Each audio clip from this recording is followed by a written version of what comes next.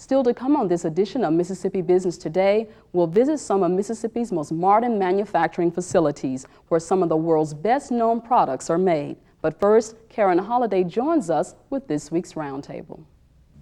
Bruce Crain joins us today. He's the director of the Mississippi Partnership Office of Fannie Mae. Welcome to Mississippi Business Today, Bruce. It's good to be here, Karen. Thanks for being here. Bruce, for those who may not be familiar with Fannie Mae and its program of work, maybe you can give us a brief description of what your organization does. Sure.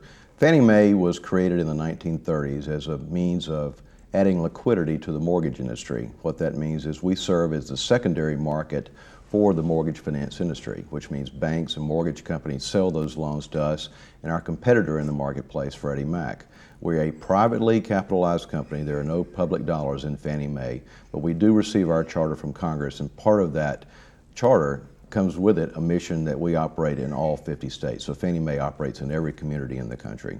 When did you start the Mississippi Partnership Office, and what are some of the things that you do within Mississippi for housing? We opened the office in June of 1997, and with it came a commitment of $2.5 billion to impact housing opportunities for Mississippians. Our goal is to house 30,000 Mississippians by the end of this 5-year commitment. With it, we have to develop special innovative mortgage products specifically for the Mississippi marketplace. That means that we have to become very much like a laboratory in finding out what is needed in the marketplace is currently not being provided, and make sure that it is made available to the consumers. How do you find out some of the needs within these local communities to develop these innovative products, as you say? What type of research or what type of communication do you have to get a better feeling for what's needed in local communities? Well, we listen to our lender partners, that there would not be a Fannie Mae if it were not for the banks and mortgage companies that serve as the primary market. We listen to them, we listen to the nonprofit communities, and we listen to the consumers in general, just to see what is needed out there. And what we have found in the short time we've been open is that there are a lot of things out there that are needed to overcome some barriers to home ownership, specifically down payment and closing costs. Mm-hmm. So we have been able to develop some special mortgage products to make home ownership available to consumers with as little as 1% down of their own money. That's great. When you talk about innovative products and some of the programs of work that you're doing, can you give me some specific examples of some of the partnerships that you're forming with local communities, both from a product development standpoint as well as a community enhancement standpoint? Well, one thing that's important to remember is that when you talk about economic development, housing is a very important part of that. We have found out that in order to create jobs and opportunities in communities, you have to make sure there are housing available. That means you have to come up with ways to improve the housing stock.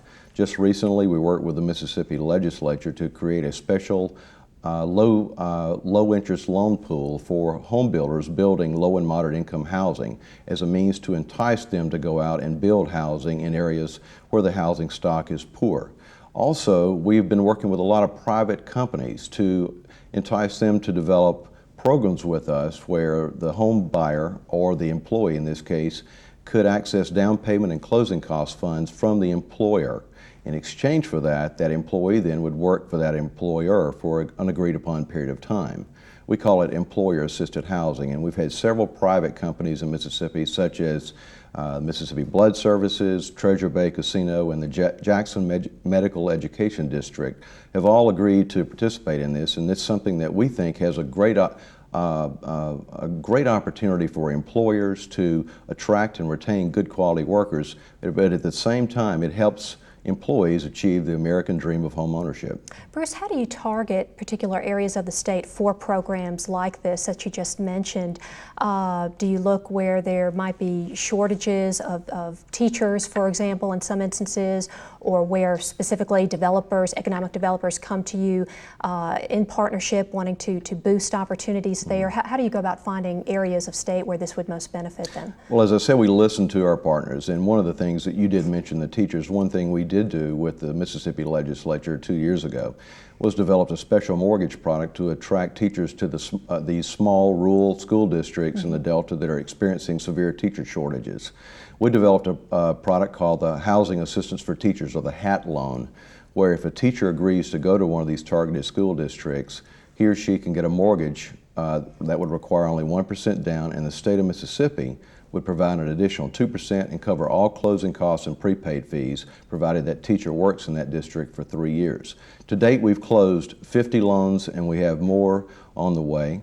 And as I said, that is a good example, but in ways like the Mississippi coast, you've got a serious military housing shortage, and we're right now working with the military installations and the economic development community down there to try to find a way that Fannie Mae can help in solving that severe problem down there. Do you find that Mississippi is pretty unique in that respect? I don't know, when you talk to your contemporaries in other parts of the country, are they doing similar types of programs, or how does Mississippi fare in terms of the number of programs or the innovation of the programs like this to maybe other areas? I think on the innovation side, we're probably leading the rest of the country. Really? And it probably has more to do with the fact that you have 5 distinct regions of this state. So something that may work in the Delta doesn't necessarily work on the Mississippi Gulf Coast. We have the advantage of having a very good staff in Jackson with a lot of expertise, not only on the single-family residential side, but on the multifamily development side. And we have a staff that knows what's needed out there, and as I said, we use this office as a laboratory, and we've been very successful in being very innovative. Great. We have about 1 minute left, Bruce. Can you summarize for me one or two of the major trends that you see coming up down the road that'll impact Fannie Mae that you feel are significant? In Mississippi, I think the greatest thing is you have a lot of population growth in areas like DeSoto County and the Mississippi Gulf Coast. We're going to have to continue to develop ways to improve the housing stock to make sure that we have housing to meet that need of that growing population. Also, you have an aging population. You have, therefore, a great market for reverse mortgages, where people can use the equity in a home they own presently to purchase a new home. That may be for people that want to relocate to Mississippi from other areas and to downsize after the nest has become empty. Mm-hmm. That we think has a great opportunity, where you can use the equity in a home to buy another home, or use the equity in your home to pay for something like a medical emergency, mm-hmm. or to put the children or grandchildren through college. Those are the kind of things that we're going to be continuing to work with our lender partners and others to develop across the state. Great. A lot of exciting things with Fannie Mae. Thank you again, Bruce Crain, for joining us today. Thank you.